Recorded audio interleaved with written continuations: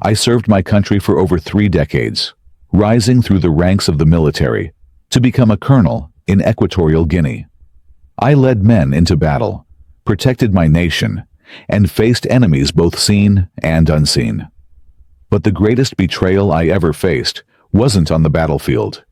It was in my own home.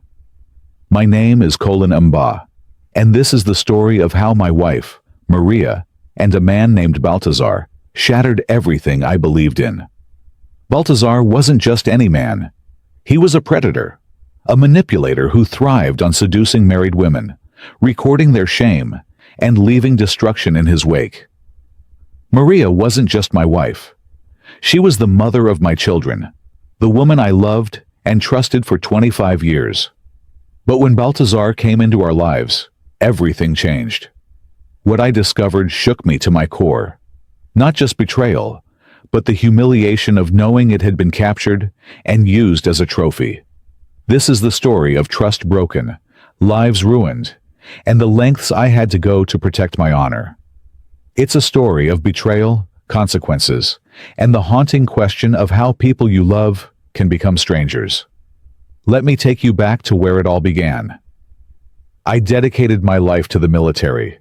From the moment I put on the uniform, I knew I was choosing a path of discipline, sacrifice, and service.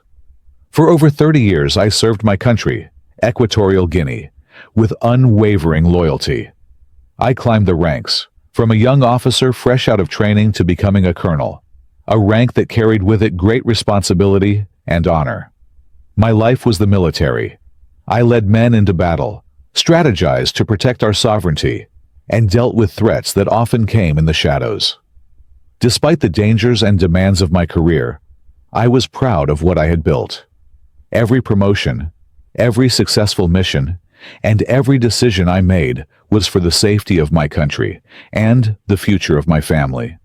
But in the midst of it all, there was one thing that brought me solace. One thing that gave me hope for a life beyond the battlefield. Maria. I met Maria in the mid-1990s. It was at a formal military event, one of those gatherings where uniforms gleamed, and every conversation seemed to carry weight. Maria wasn't a soldier, of course. She was a guest, accompanying her